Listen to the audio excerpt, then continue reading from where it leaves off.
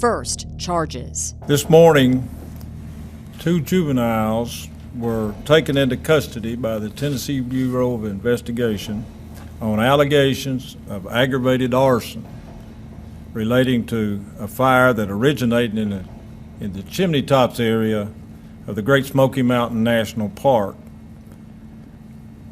on or about November the 23rd, 2016. And then a dismissal. I can't believe that they get away with throwing a match on the ground and it kills 14 people, ruins everything I ever owned, and kills my 2 cats, and there's nothing. It's not right. It's not fair. Recovery. It's been very, very heartwarming to see the response that we have gotten from people that have been our customers throughout the last 47 years. Thank you, thank you, thank you, thank you. And then recrimination. They could have put out that chimney fire with the planes the military had. They should have done that, and they didn't. They made that was a much bigger mistake, you know, than thinking they had it covered.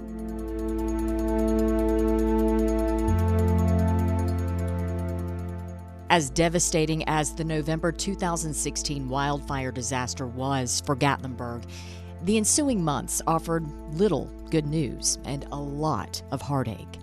Loved ones buried loved ones. Neighbor reached out to neighbor. Victims, they struggled to rebuild. But still, the state's worst natural disaster in 100 years left wounds, accusations, divisions, and they were slow to heal. Now came the blame.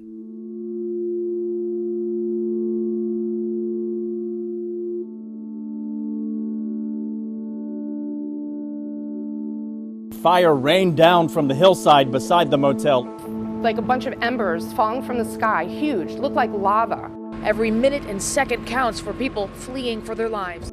From WBIR Channel 10 in Knoxville, this is Inferno, the Gatlinburg disaster, the series that looks at what went wrong, what was lost, and how the region has rebuilt. I'm Robin Wilhoit. And I'm John North. Fire is really close to us. We're going to die in here. Why did they warn us? Why did they warn us? Why did they warn us? Why did they warn us? This is Inferno, the Gatlinburg disaster. 14 people dead, hundreds injured, some 2,500 buildings damaged or destroyed. A gut punch to a region that relies on tourism to put food on the table of its people. Like an ugly gash that festers, the months after November 28, 2016, brought slow, very slow, and painful change to Gatlinburg and Sevier County. With the actual shock of the fire over, survivors now had time to ask why and how. How had this fire started? It came in the middle of a long drought. Why hadn't the National Park Service moved more aggressively to douse the arson, set up on the popular Chimney Tops Trail in the Great Smoky Mountains National Park? Why had communication and planning been so poor the day the blaze swept into town? Who would be accountable? And what were leaders doing to make people whole? I want to start by expressing my sincere condolences. Less than 2 weeks after the November 28th fire, the Tennessee Bureau of Investigation and Sevier County DA made a big announcement. As a result of the local, state, and federal agencies working together, we are pleased to announce that 2 people have now been charged for their role in starting the fires. Unfortunately, these 2 individuals are juveniles. Authorities said 2 teenage boys, juveniles from outside Sevier County, had set that fire along a trail while up on chimney tops the Wednesday before Thanksgiving. Someone spotted them later. Someone took pictures of the smoke trail rising from the steep rocky edge, and someone passed those photos along to us here at WBIR. TBI Director Mark Gwynn and Sevier County DA Jimmy Dunn kept their remarks brief on that December day. No specifics about the teens, nothing about where they came from. Very little, really, which would later prove telling, because as the months passed on, the case stalled. Normally, most cases inside the National Park Service are handled in federal court, but the U.S. Attorney's Office was consulted and has deferred prosecution to the District Attorney's Office at this time. That's why it'll be handled by District Attorney's Office here in Sevier County. Looking back on it now, it seems odd that state authorities even tried to do it this way, have the state charge 2 boys for a crime that occurred in a national park. That's the jurisdiction of the federal government, not Sevier County, Tennessee.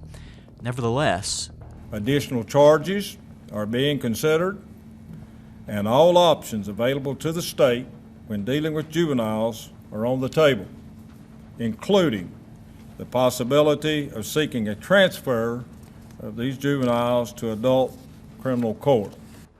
Robin, this was one of those cases where just very little information got out, period, about the boys. We heard rumors that one of them may have come from a fairly prominent or visible family. I think we heard maybe 15 and 17. We never knew the relationship, whether they were brothers or friends. We didn't know why they were there, although it would make sense. Since it was the day before Thanksgiving, they probably were out hiking or messing around. There was just a whole lot we didn't hear about this case. And even after that press conference, very, very little would be released. That was about it. We asked multiple sources, and they just were not going to say anything. Well, a curtain descended on this case, and it would not be lifted until June of 2017. That was 7 months later. Thank you all for coming here. And time for another surprise. Charges against the unidentified boys were being dropped. Lawyer Greg Isaacs represented one of the boys, who he called John Doe number 2. I want to be very clear, and I want to be very unequivocal, and that is that my client and the other juvenile, based on the proof and the evidence, did not cause the death and devastation in Gatlinburg, period. This time, there was no press conference by the DA, only a press release from General Dunn. It made 2 key points. The state could not prove that what the boys did led directly to the Inferno that overwhelmed Gatlinburg 5 days earlier. And second, that the state of Tennessee did not have the authority to prosecute a crime committed in the Smokies. Early on, lawyers thought they could pull it off, but a closer look at documents revealed the Smokies specifically was absent from any kind of mutual prosecution agreement between the state and the feds. The federal government could prosecute if it wanted to. The chances of that, however, weren't likely. For one thing, the government typically does not prosecute juveniles. So now everyone knew no one would be charged with the fire. I will tell you that he is a very nice, well-mannered young man, very well-spoken, and his mother is very grateful and very tearful today. But I mean, imagine you're a young adolescent and you are accused of committing one of the most heinous crimes in recent history here in East Tennessee. Even though it's widely accepted that that little fire would grow into the blaze that scorched so much of the mountain town. I want to just strongly reiterate that my young man's family, their thoughts and prayers are sincerely with those people in Gatlinburg that suffered losses. My sincere thoughts and prayers are with those people, and hopefully this will be a step toward finding answers, healing, and closure as this matter progresses. The public didn't hear from the other teen's family or lawyer. The names of those boys have never been released. So far as we know, nothing's ever happened to them. But you can't help but wonder 3 years later what goes through their minds today, especially when the anniversary rolls around. Why did the city not evacuate all residents and visitors? And from the survivor's perspective, the failed criminal case was a setback coming when many were still trying to rebuild. A core group of residents confronted Sevier County and Gatlinburg leaders at public meetings. They blamed the town for failing to give them proper warning, for having such a weak communication system, for failing to order a mandatory evacuation until it was far too late to save their homes. The hills above Gatlinburg feature row after row of homes and cabins. They sit on those narrow, winding roads, and they're hard to get out of. I'm doing this for the victims. They can't talk. I think Gatlinburg needs to be safe. That's my number one concern, is make Gatlinburg safe. What we're here to do is make changes so if this happens again, we don't lose 14 lives. If you evacuated all of Gatlinburg, then how do we lose 14 lives? They angrily confronted the Gatlinburg City Commission, not just at one meeting, but again and again. We're a community here. We're mountain tough. We've got to be together. We can't be divided. Millions visit that town every year, but Gatlinburg's year-round population is really only about 4,100 people.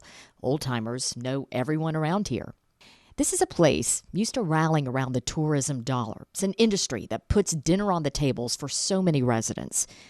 Tempers, they grew short. Officials ended up on the defensive. Right after the fire, Gatlinburg Mayor Mike Werner won props for declaring his town was mountain tough. Well, now some blamed him for making things worse. I would like to start off, Mr. Mayor. I'd like to start with by addressing your TV interview on May the 25th.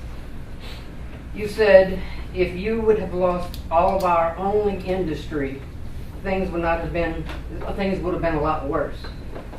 Well, if it were not for us citizens who you don't care about working that industry. I take working that industry. I'm not going to take working that industry. Period. Would not be done, and this would not have happened. Also, you said we should have used common sense. Well, if you would have used common sense properly as a shepherd leader, you would have let your flock know what was even going on and suggested a mandatory evacuation the same time you did for our health and well-being. And how could you say that this disaster changed our lives for the better? And why would you say that? Because I think it did. Well, nothing is better for me. Well, in fact, I lost everything. Ms. Brayman, I'm not going to sit here and have you. Did you hear? I said I do lost that. everything. Please be seated. And Miss Cindy, did you get my email for the FEMA trailers? I did, and John Matthews responded to you on my behalf. You have a copy of it? I do right here. Okay, because I do have a Ms. copy. Brayman, I ask you please be seated, or you will be escorted out of this room. I was talking to Miss Odom. I don't care. Sevier County's longtime Mayor Larry Waters faced complaints. So did Gatlinburg City Manager Cindy Ogle. Did they give people enough warning? Throughout the day, there were communications that were occurring. As I described earlier, we were in different neighborhoods talking with people. We had folks on the phone fielding calls and saying, if you have any concern at all, we strongly recommend that you go ahead and leave. But not everyone listened. Doors slamming in your face, and I'm not leaving, and you can't make me leave, and I'm here to stay. Were they too worried about scaring the tourists or shop owners if they put out an alert? I mean, the conditions were not such that even if we had desired or corralled everybody in town, there would have been much business going on. That was absolutely never, ever a part of the thought process. Never.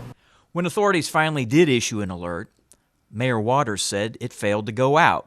When Gatlinburg Fire Chief Greg Miller issued a mandatory evacuation for the city around 8:30 Monday night, no text alerts went to cell phones. The alert didn't go out, and I think everybody assumed that it did. Officials in Gatlinburg tried asking TEMA to send out a Sevier County-wide text alert to cell phones, the same harsh tone and delivery method as Amber Alerts, but TEMA could not get the necessary approval from Gatlinburg officials, who blame phone and internet failures due to the extreme conditions. When they tried to text back the exact message which needed approved, they could not do that because all communication had went down. And still the anger bubbled. In East Tennessee, there is one place that's revered in everyone's hearts, the Great Smoky Mountains National Park. It's a source of pride. It's a link to history. It's a moneymaker. But after the fire, many pointed to park personnel as a major reason the disaster got out of hand. That fire the boys set on the Chimney Tops Trail didn't amount to much at first. Because it was so remote and small, supervisors working that warm, parched Thanksgiving weekend mostly chose to keep an eye on it. Yes, we'd been in a drought for months by that point, but the fire was only 1.5 acres at the start, and it wasn't like it was going anywhere, or so the Park Service assumed. Containment was the strategy. Draw an imaginary circle lower down on the mountain and make sure the fire goes no further. In theory, that made sense early on. But the plan failed to take into account the weather heading in a few days toward the Great Smoky Mountains, winds of nearly hurricane force heading right for the Smokies and Gatlinburg. Park officials say they had never seen anything like it. This was historical in nature. We've never had a fire to do anything like what we witnessed. Thanksgiving Day, Friday, even Saturday, the fire posed no threat in the middle of the park. It spread so slowly from its remote mountain spot that park officials assumed they could handle it.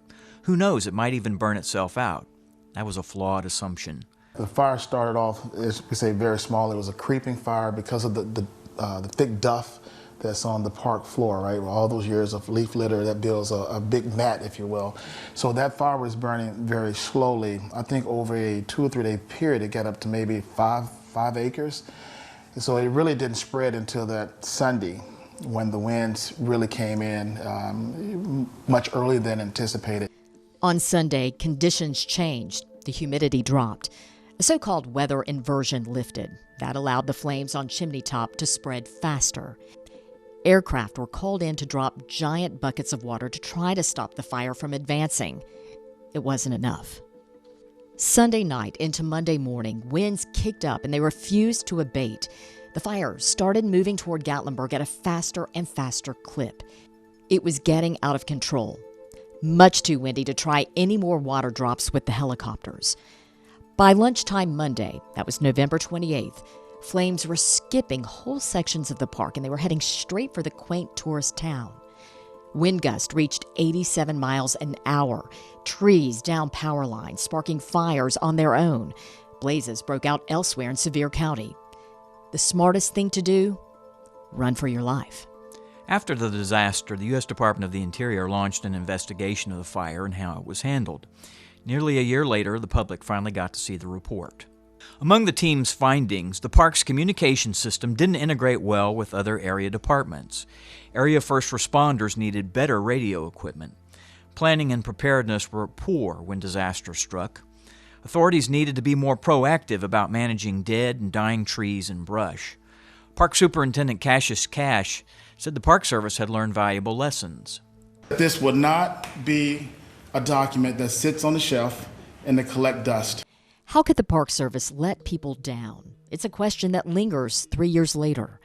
Some 400 survivors and the families of some who didn't make it are now suing the United States government over the fire. Several claims have either been filed or are in the works. Insurance companies are also suing the government for relief.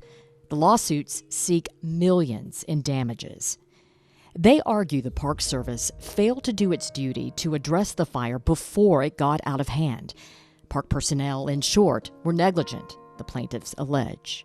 Among those suing are Michael Reed, who lost his wife Constance and 2 daughters in that giant blaze on Wiley Oakley Road, and Jimmy Vance, whose wife suffered a heart attack and never regained consciousness as the elderly couple drove down Wiley Oakley through that inferno the night of November 28th. There's a lot of people had a lot of losses, as you can tell, and some more and some less. And some of them still haven't gotten over it. They're still in mourning. It's the most tragic thing that's happened at East Tennessee in our lifetime, really. So we hope that the courts will entertain our case and give these people some relief that they deserve. Lawyer Sid Gilreath and fellow lawyer Lance Baker argue bad decisions were made by a skeleton crew led by the park's fire management officer, Greg Solansky. That they were unprepared, understaffed, and ultimately unqualified to do this job, right? These are people that, speaking of Mr. Solansky, and there's others, but he was the one who was self-anointing himself as the one that was taking control of this. There were others that were supposed to be supervising him, checks and balances, oversight, and none of them seemed to question or ultimately just consented to every decision that he made. Solansky says he made the best decisions he could with the information at hand, and he says he consulted his bosses. The government argues it has sovereign immunity, and it's asking a federal judge in Knoxville to throw the case out. It's true, lawyers will tell you it's very hard to sue the United States government and get anywhere, but it can be done. Jimmy Vance is a wounded soul when he talks about losing his wife May that night and barely escaping with his own life. But when he's asked what he hopes to accomplish by suing his own federal government, he sits up straight and stern. Suddenly you see the retired lawyer, back at the civil practice he held for so many decades. And so out of this lawsuit is they should follow that rule. Do unto others as you would have them do unto you. Sovereign immunity, people should not be allowed to hide behind and stand behind. Everybody should be responsible for their own actions, whether they're individuals working for businesses or whether they're individuals working for the government. And when they fail to respond and do what's right, they have to pay the price and should pay the price. Inferno is a podcast from WBIR Channel 10, a Tegna company. This episode was hosted by Robin Wilhoit and John North and written by John North. Executive producers Allison Duff, Tanya Burke, Lauren Hoare, Jeremy Campbell, and Madison Stacy. Produced by Daniel Bignot. Edited by Brian Holt and Madison Stacy. With original reporting contributed by Becca Habiger and Madison Wade. For more on Gatlinburg's loss and recovery, and to hear extra audio that didn't make it into the show, visit the interactive Inferno page at wbir.com/Inferno podcast.